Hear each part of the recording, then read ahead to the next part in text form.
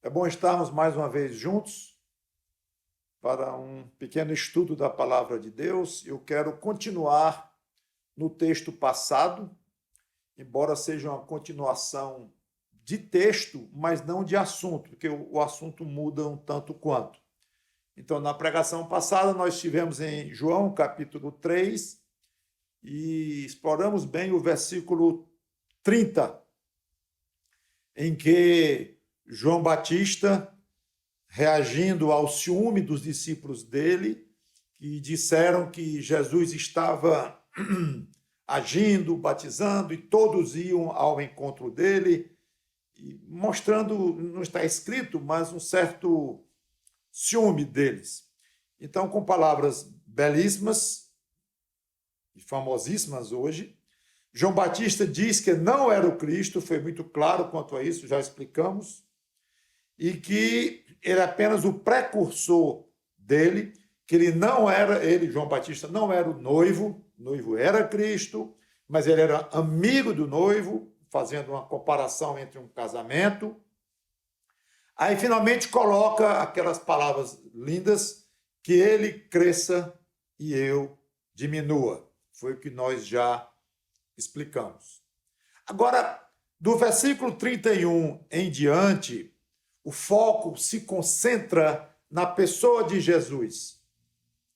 Vai falar bastante dele, porque João apenas disse que não era o noivo, não era o Cristo, e que era o anunciante do Cristo, do noivo, na figura que ele usou e tudo.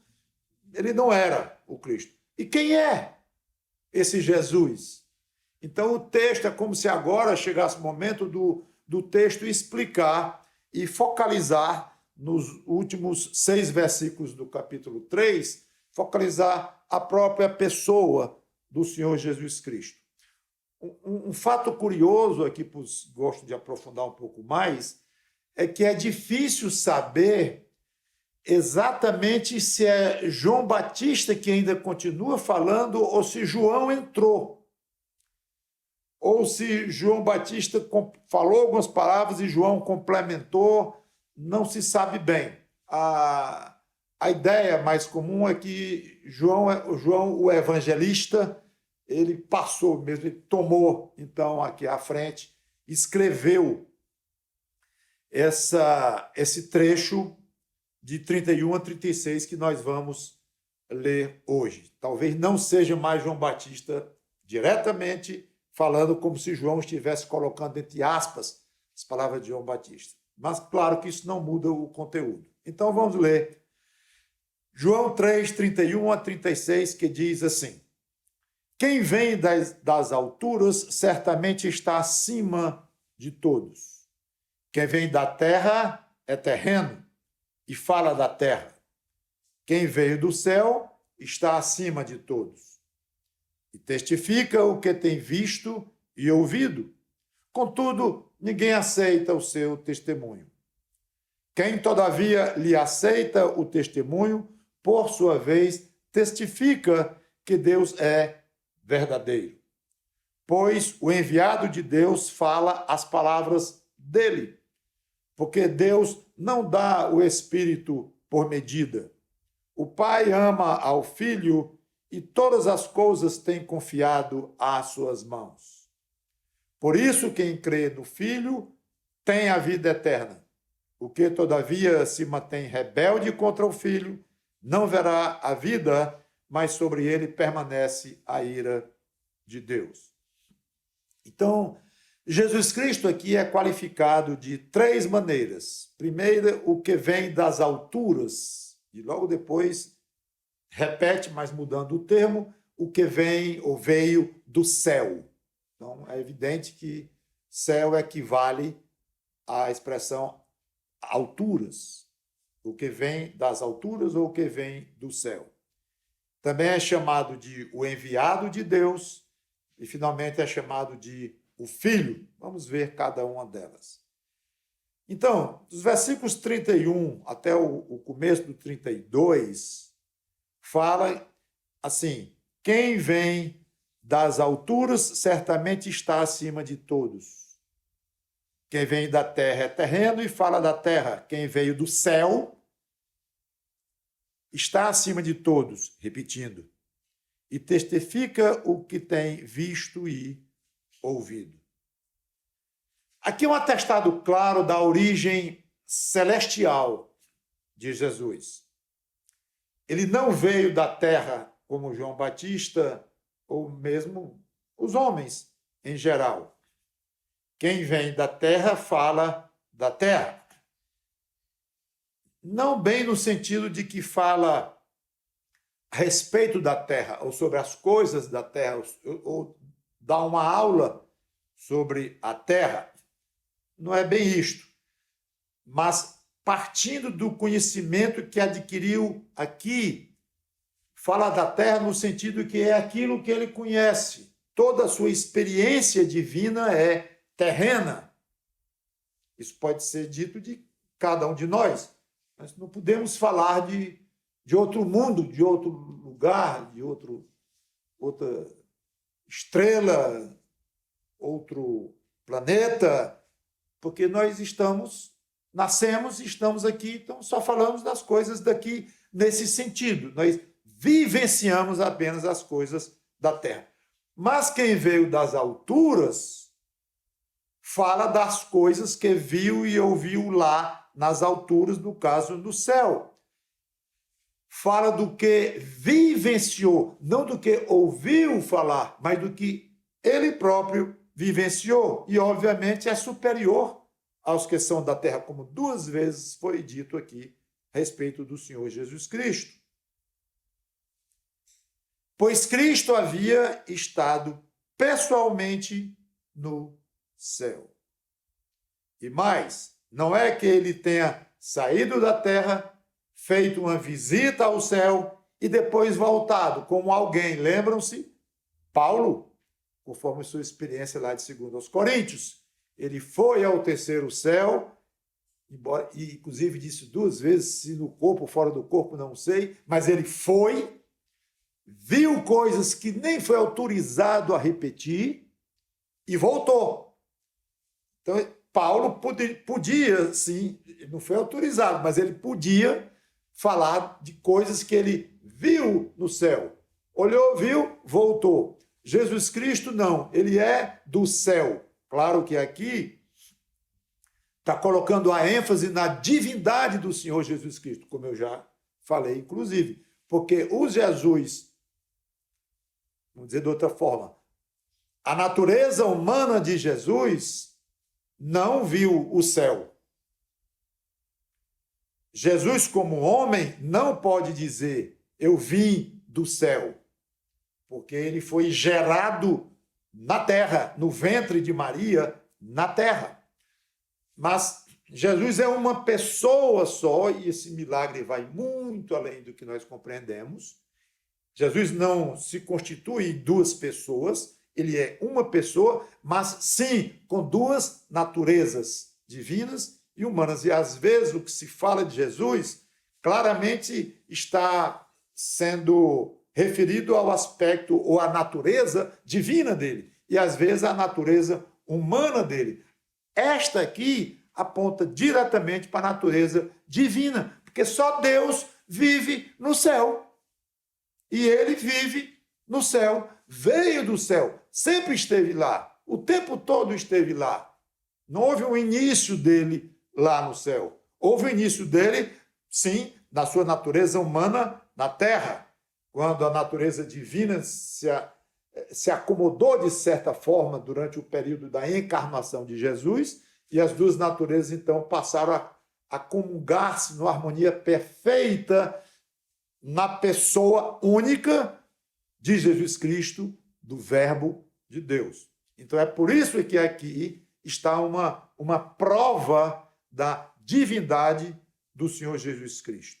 Ele havia estado pessoalmente no céu, sempre esteve lá, era o próprio lugar dele. Então, como diz aqui João, o evangelista, como tudo indica, ele falou do que ele viu, ouviu, vivenciou. Ali estava alguém, eu ia dizer raríssimo, mas não é nem raríssimo, é único, um homem único, que sendo homem como os homens são, apenas não tinha pecado, mas totalmente humano, no que concerne à natureza humana. Não tem nada na natureza humana que não houvesse em Jesus Cristo, a parte do pecado, e mesmo o pecado entrou depois na natureza humana. Está ali alguém que é homem, mas e nasceu aqui, todos viram a mãe dele com a barriguinha crescendo. Então, ele nasceu aqui, mas ao mesmo tempo é dito dele com muita ousadia, olha, ele veio do céu, das alturas, e quem vem do céu fala o que viu lá e vivenciou lá. Então não é o homem Jesus, é a pessoa de Jesus Cristo, no aspecto da divindade dele, antes de se encarnar. Sim. Aí encarnou-se aqui e agora, homem e Deus, ele fala como homem e fala como Deus. E como Deus, ele diz, eu vim do céu e eu conheço as coisas. Então era alguém, como eu disse, absolutamente único, nunca, jamais houve e nem haveria outro semelhante. E oportunidade espetacular para as pessoas correrem, na realidade, correrem e o adorarem, mas pelo menos que dissesse, Senhor, tu és alguém muito diferente, fala para nós do céu, estamos aqui com os ouvidos abertos, os corações abertos, ansiosos para ouvirmos, puxa vida, alguém que pode dizer que sempre esteve no céu e veio do céu, está aqui conosco na terra.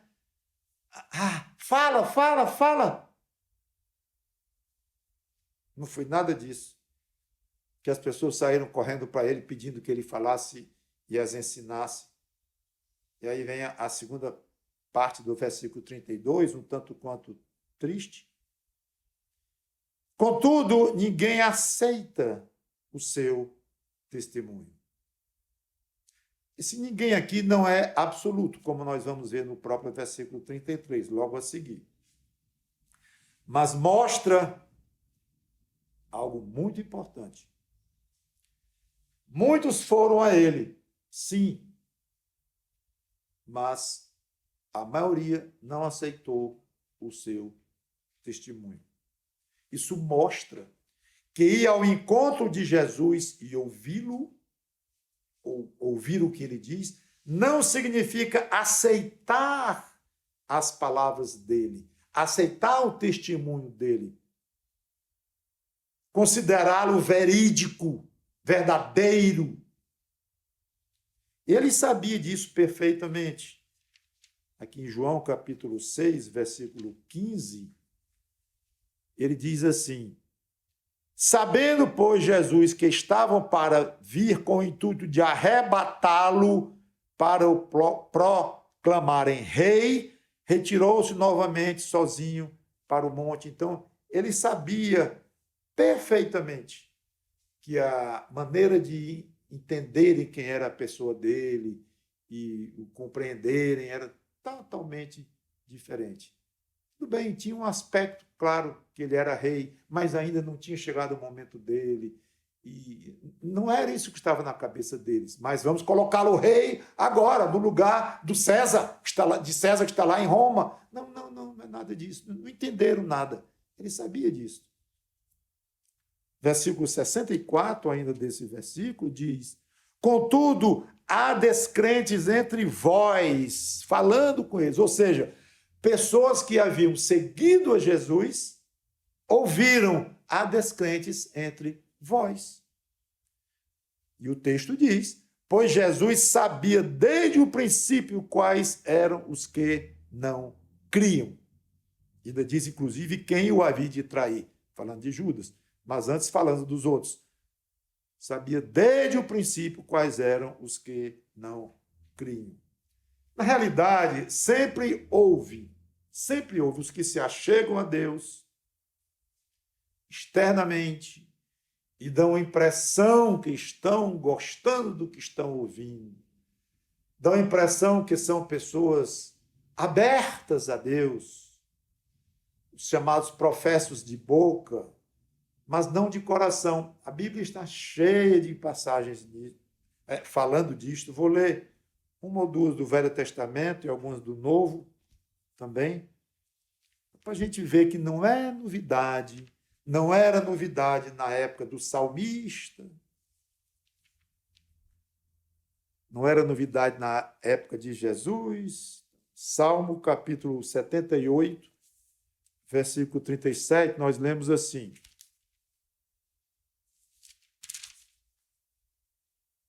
porque o coração deles não era firme para com ele, Deus, nem foram fiéis à sua aliança. Passando um pouquinho adiante, Salmo 106, versículo 12, diz assim: então creram nas suas palavras e lhe cantaram louvor. Cedo, porém, se esqueceram das suas obras e não lhe aguardaram os desígnios. Entregaram-se à cobiça no deserto e tentaram a Deus na solidão. E a passagem continua.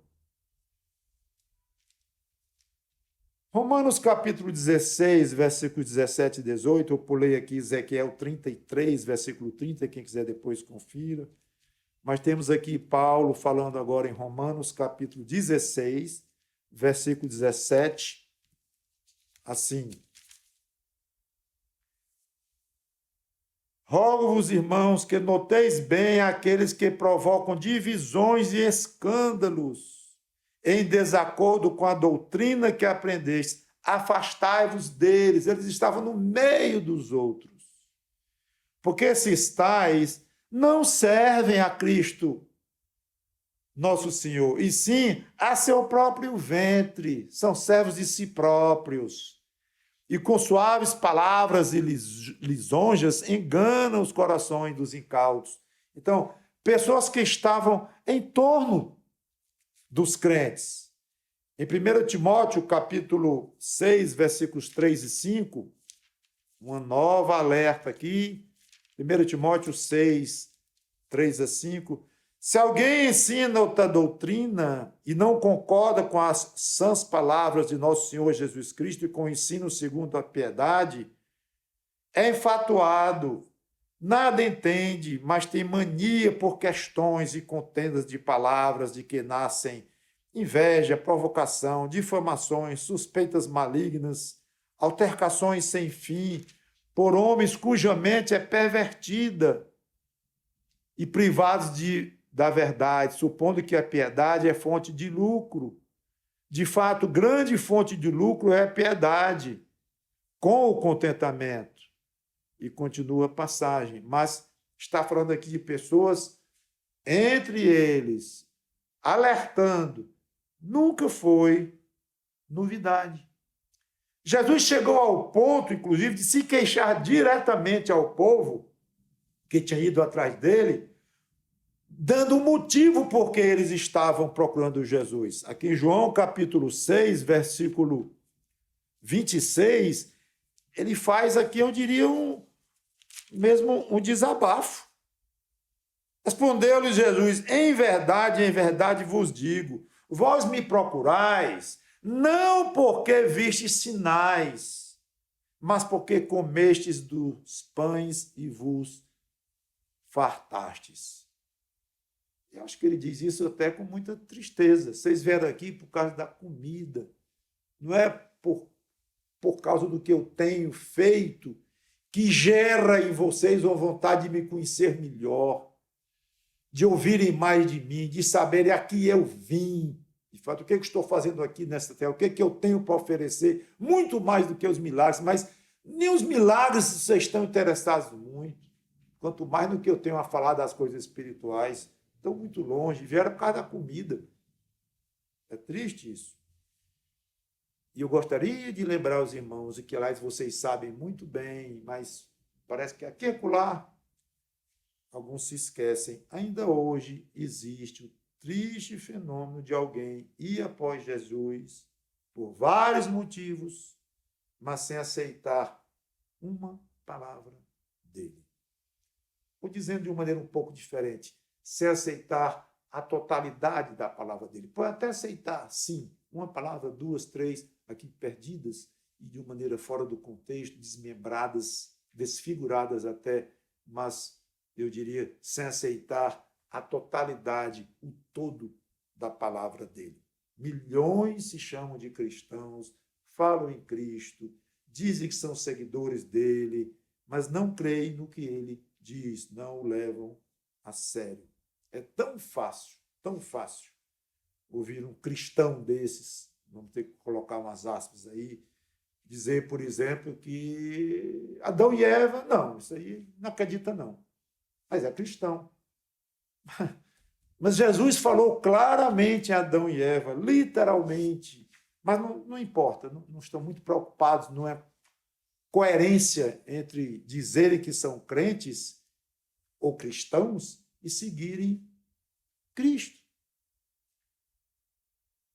O Brasil está passando por uma fase meio estranha, em que o próprio presidente fala muito no cristianismo, nos evangélicos, reúne pastores evangélicos e em frente a monumentos, em frente a prédios importantes do país e faz uma reunião de oração, levantam as mãos e oram, e fazem um jogo de cena muito grande e desfila ao lado de pastores evangélicos. Tudo isso pode dar uma impressão de que estamos passando uma fase em que o evangelho vai sendo mais aceito, em que, de fato, Cristo está sendo mais seguido, mais obedecido. Não se iluda.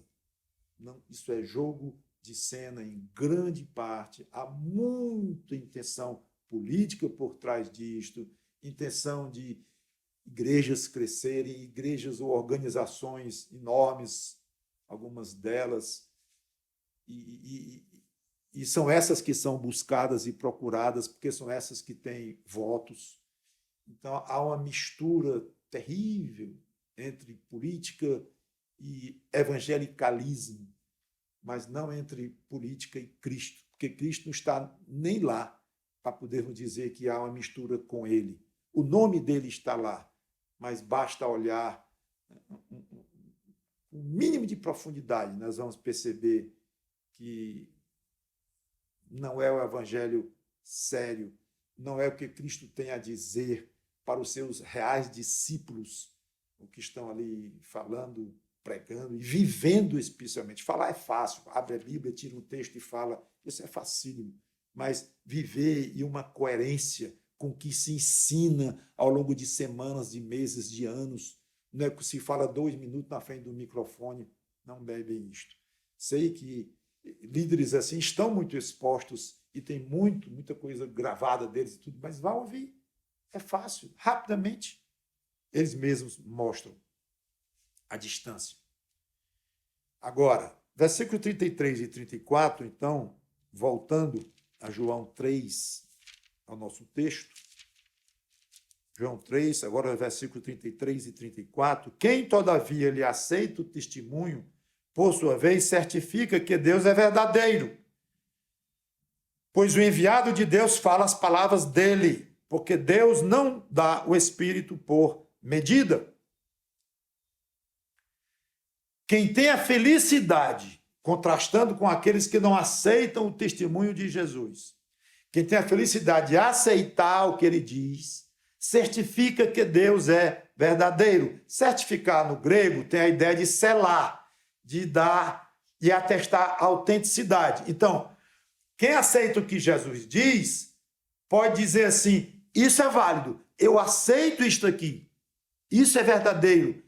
O selo que fala aqui não é o selo de Deus, o Espírito Santo, que é conhecido como o selo de Deus que sela os crentes. Não, aqui esse selo é do próprio crente. Ele sela as palavras de Jesus, ele testifica como sendo verdadeiras. Sela na mente, no coração, a tal ponto que ele morre, vai para o fogo, literalmente, dizendo que o que Jesus disse é fato. Por quê? Porque aquela pessoa selou, atestou o que Jesus diz é verdadeiro. Pode ser estranho, esquisito, incompreensível, o que for, mas eu aceito, eu atesto, Quer que eu assine aqui embaixo? Eu assino. Pelo menos para mim próprio, eu assino. Que Jesus Cristo diz o que é verdadeiro. Ele é, de fato, fiel, é confiável. Por quê? Porque as palavras dele estão impregnadas de Jesus Cristo, de informações sobre o Pai e informações de primeira, de experiência própria, de primeiro plano, não é de segundo, não é de ouvir falar.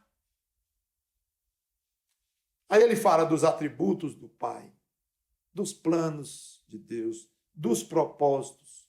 Tudo que Jesus Cristo disse se encaixava perfeitamente com o Antigo Testamento, batia perfeitamente, com muitas novidades, com muitas revelações, além daquilo, mas nada que contradissesse, nada que fosse contra, ou que eliminasse, ou anulasse, ou comprometesse que fosse alguma coisa do Pai, do que estava revelado sobre Deus no Velho Testamento.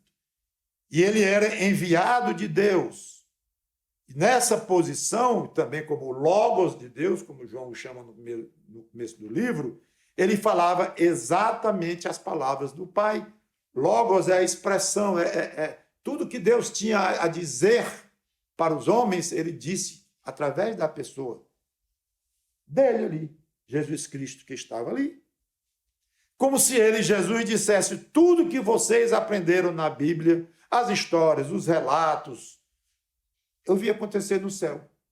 Eu vivenciei, eu presenciei. Aliás, muito mais do que isso, eu participei de tudo o que vocês leram. E é tudo verdade. Tenho estado com o Pai sempre. E é exatamente como está escrito. Então, as palavras de Jesus Cristo eram absolutamente confiáveis. E ele tinha recebido o Espírito Santo. Muitos teólogos e autores falam neste versículo aqui. É importante. Jesus Cristo havia recebido o Espírito Santo não por medida ou em parte, como os profetas e os servos de Deus em comum, como nós, por exemplo. Mas Jesus, como homem, ele recebera o Espírito Santo de uma maneira total. Então, essa é uma experiência exclusiva do Filho de Deus, do Logos, do enviado de Deus, sem medida. Nenhum de nós pode dizer que tem o Espírito Santo sem medida, a começar pela nossa própria posição de ainda termos pecado e de ainda termos a mente atrapalhada, o espírito ainda sem entender algumas coisas. Poderíamos citar, não vou aprofundar nessa questão do Espírito Santo, que ele nos selou, ele nos possui totalmente, estamos totalmente guardados, mas a influência que ele tem em nós, infelizmente, não é total, porque nós próprios não absorvemos, não compreendemos. Eu teria que explicar um pouco melhor isso aí. Mas, quando pensar em Jesus Cristo com relação ao Espírito Santo, o homem Jesus, na natureza humana dele, pense, o Espírito Santo foi dado a ele absolutamente sem medida. Indo então ao versículo 35, nós vemos: o Pai ama ao Filho e todas as coisas tem confiado às suas mãos. Aqui tem algo interessante, a mudança nos termos.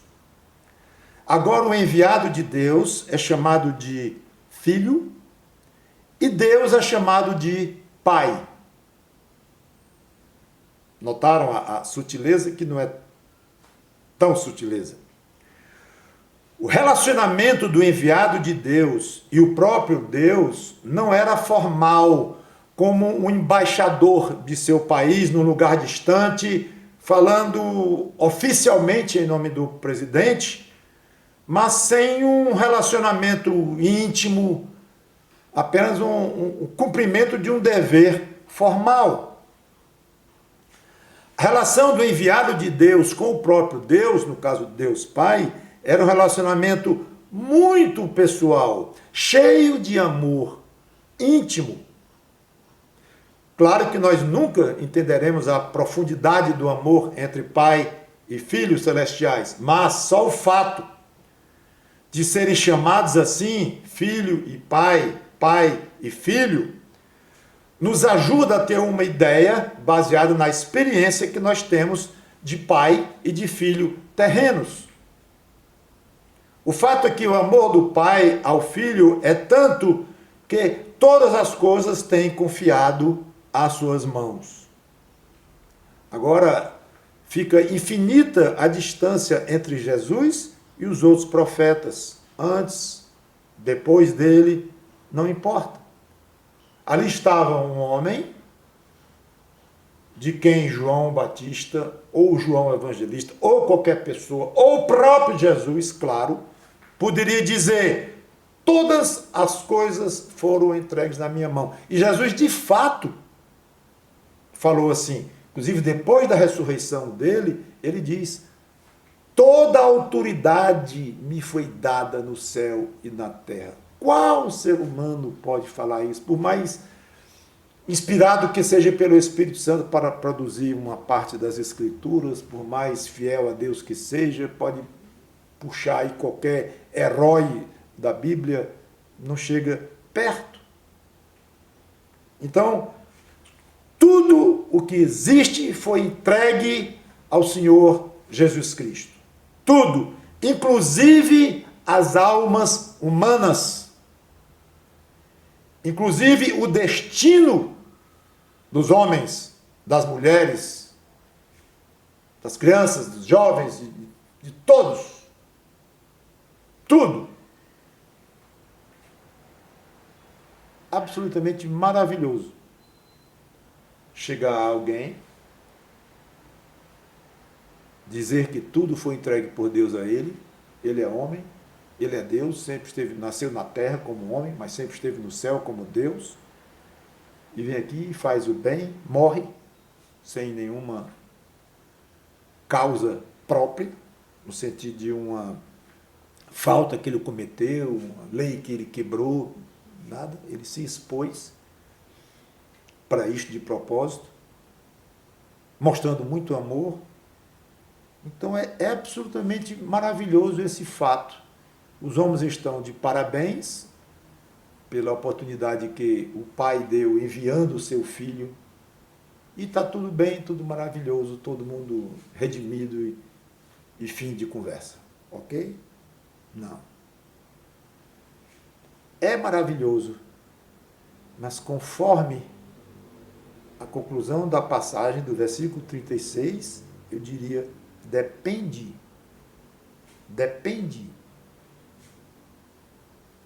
Versículo 36, importantíssimo, básico. Por isso, quem crê no Filho tem a vida eterna. O que, todavia, se mantém rebelde contra o Filho, não verá a vida, mas sobre ele permanece a ira de Deus. Depende da reação a ele. A resposta se é maravilhoso o fato de Cristo vir e oferecer salvação.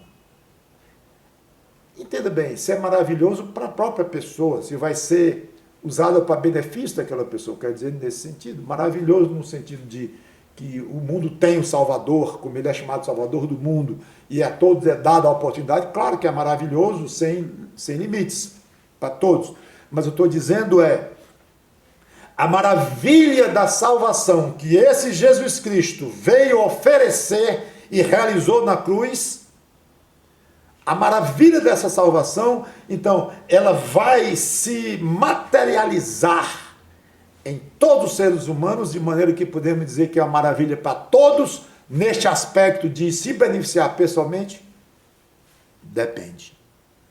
De quê? Da reação de cada um. As consequências de como Jesus agirá com as pessoas será em função de como cada uma delas reage a ele. Dois tipos de reações, aliás, só essas duas, não a terceira. Primeira, quem crê no Filho. Obviamente não apenas acreditar nas palavras, mas submeter-se incondicionalmente ao Senhor Jesus Cristo, reconhecendo que ele morreu para pagar pelos pecados daquela pessoa a quem está sendo lançado o convite para a conversão em Cristo. Muito bem. Então, eu creio no Filho, eu creio que ele é verdadeiro, eu creio que ele é o enviado de Deus, eu creio que ele veio do céu e é homem também, eu creio. O que acontece então com alguém que toma esta atitude, que tem essa reação com relação a Cristo? Tem a vida eterna. Interessante que não é terá a vida eterna, mas tem a vida eterna. No presente, no grego, inclusive, o tempo presente, ele expressa continuidade. Então, a única condição para alguém ter a vida eterna, tomar posse da vida eterna, receber a vida eterna nesta vida ainda, única condição, crer em Jesus Cristo, em tudo o que ele disse, receber o que ele falou como sendo fiel e verdadeiro, reconhecendo que a morte dele teve sentido, porque aquela própria pessoa é pecadora e se não fosse a morte de Cristo, ela não poderia estar nem sendo oferecida a salvação a ela. Tudo está embutido na expressãozinha crer. O reconhecimento de que é pecador, o arrependimento e a entrega ao Senhor Jesus Cristo. Você vê que não tem obras aqui envolvido nisto, não tem filiação, é filho do fulano, da ciclana, ou a hereditariedade, meus avós pertenciam à religião tal e tal. Não tem nada disso, é algo absolutamente pessoal. E quem recebe salvação entra na posse da vida eterna de uma maneira total, absoluta. E vai ser sempre presente. Tem a vida eterna. Sim, até quando? Tem a vida eterna. Mas diga aí, o limite, quando é que vai terminar essa experiência? Repetindo, tem a vida eterna. Então vai passar a eternidade inteira repetindo isso, se quiser. Tem a vida eterna. Nunca se acaba. É muito bom. Tão irreversível, o mais irreversível como alguém ser filho do pai tal e da mãe tal. Não tem jeito, a DNA nasceu dos dois. Acabou. Pode fazer o que quiser, atitude, ser ruim, ser malvado. É filho do fulano, da ciclana. Pronto. E de uma maneira muito mais forte, aquele que aceita Jesus Cristo como seu Salvador, como verdadeiro, torna-se um filho de Deus e vai passar a vida eterna sendo um filho de Deus, portanto, usufruindo da vida eterna ao lado deste Deus, ao lado do seu filho. Mas tem um segundo grupo, eu falei que são dois, né? O que se mantém rebelde contra o filho. Aqui tem uma expressão fantástica. O que se mantém rebelde, meu irmão, grife isto para mostrar para os seus amigos, se houver oportunidade, alguém que você está falando de Cristo. O que se mantém rebelde é implícito, é óbvio que todos já são rebeldes. O que se mantém rebelde. Então você está me chamando de rebelde? Estou. Porque todo ser humano já nasce separado de Deus, já nasce condenado, já nasce com a relação cortada com Deus. E peca, e cada vez peca mais, e o coração cada vez endurece mais, e é endurecido pelo diabo, e diz que endurece o coração dos incrédulos, e é uma somatória de forças ali em cima que a pessoa só vai piorando, piorando, piorando, e a rebeldia continuando.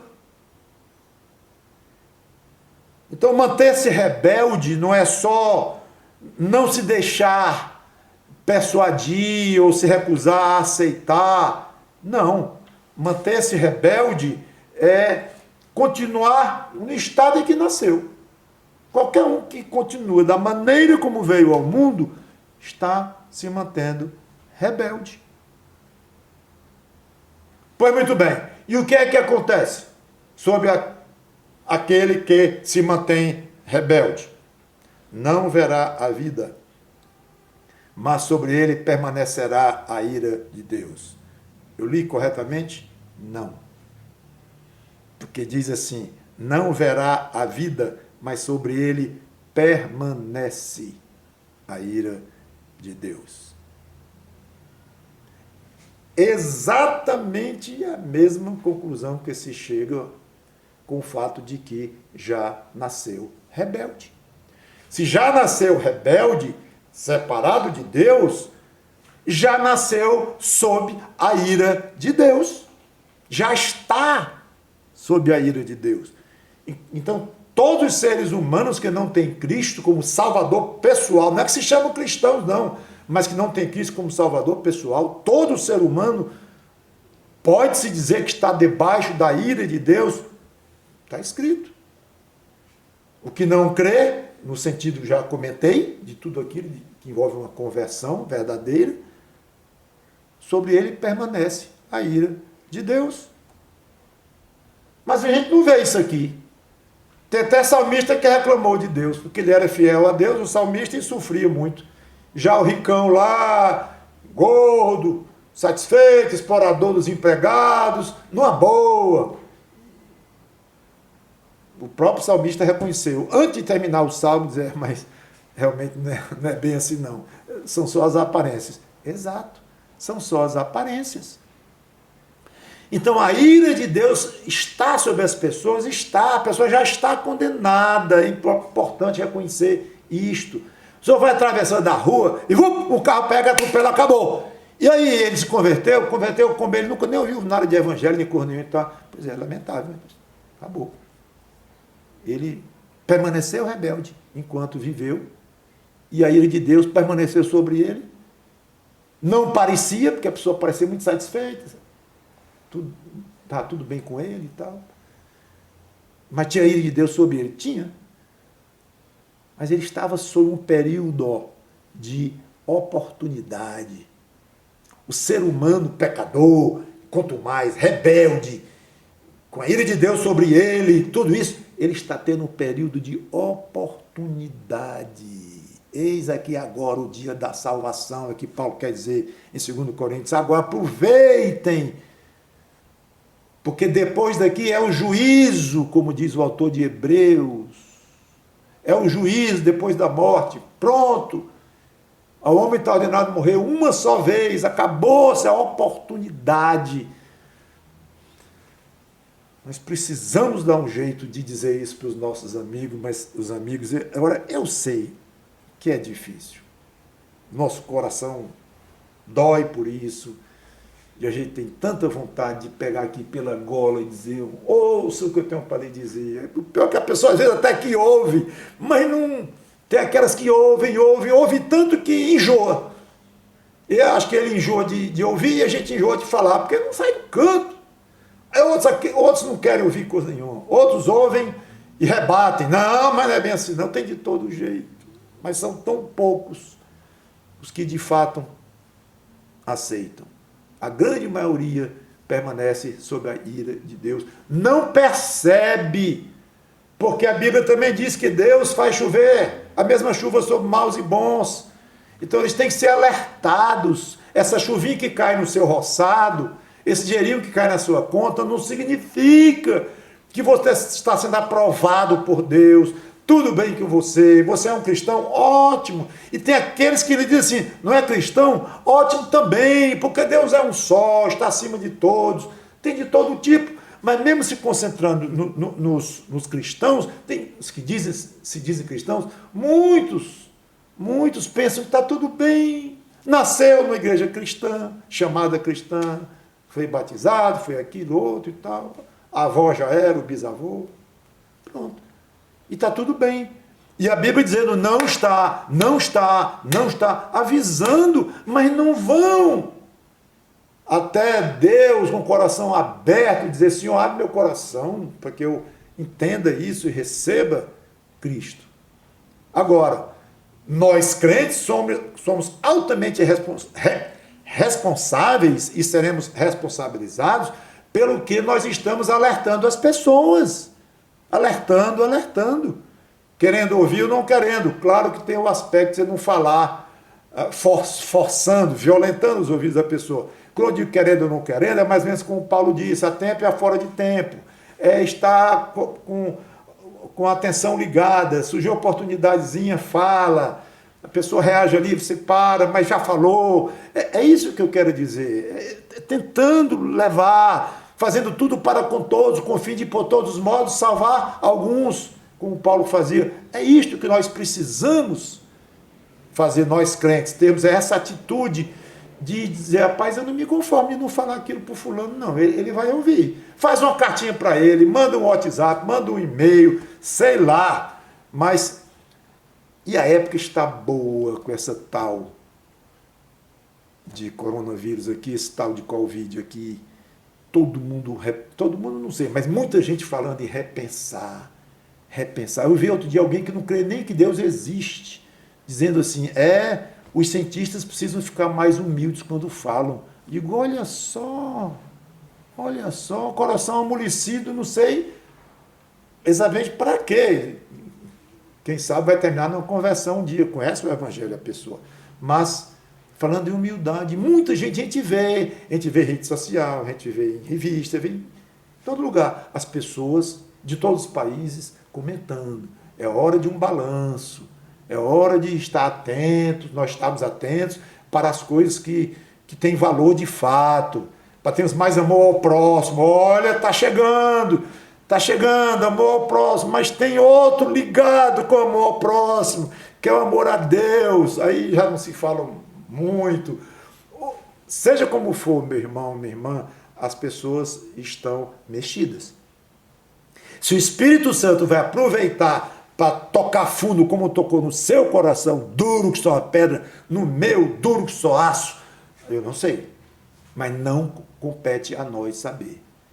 Podendo ter a oportunidade de dizer, meu amigo, Jesus Cristo esteve aqui, enviado do Pai, falou o que é verdade, ele próprio já esteve, vinha de lá, aí adquiriu aqui um corpo, uma alma humana também, misteriosamente tornou-se homem de Deus, morreu, ressuscitou, voltou para o céu, está lhe convidando com as mesmas palavras que estão aqui, eu estou transmitindo a você. Não se mantenha rebelde contra Cristo. Eu não sou rebelde contra Cristo.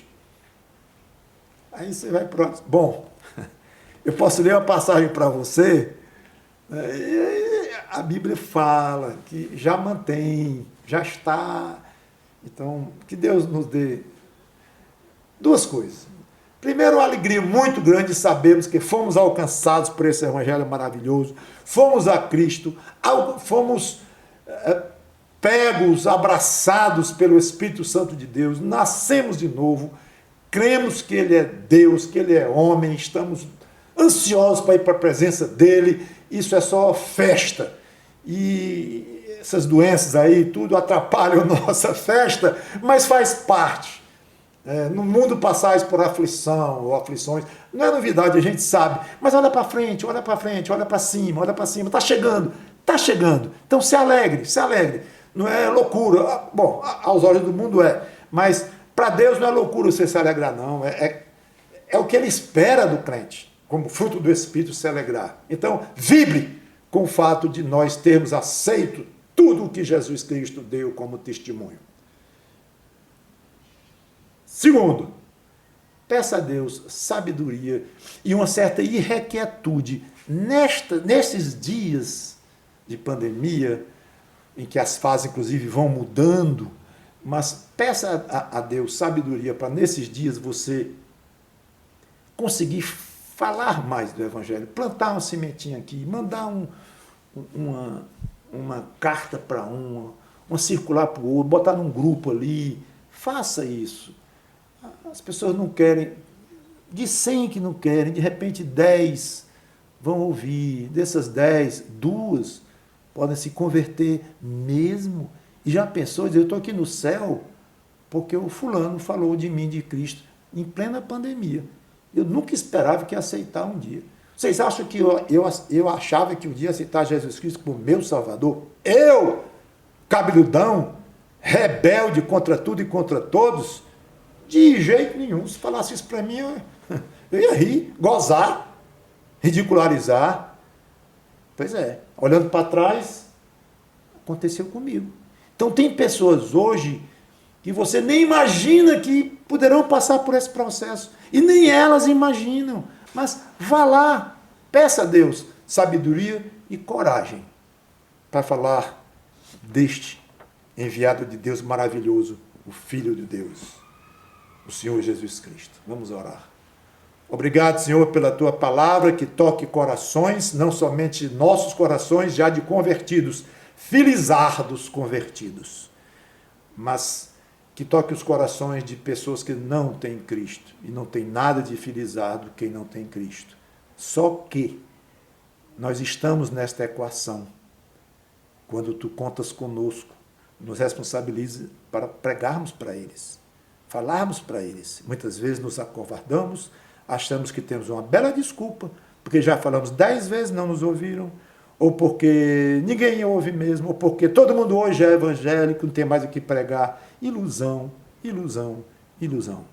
Dá-nos esse sentimento, essa sede de falar do Senhor Jesus Cristo, como algum dia falaram para nós, e pela graça nós fomos salvos. Que essa mesma graça salve aqueles que vão ouvir agora de nós. Em nome do Senhor Jesus Cristo. Amém.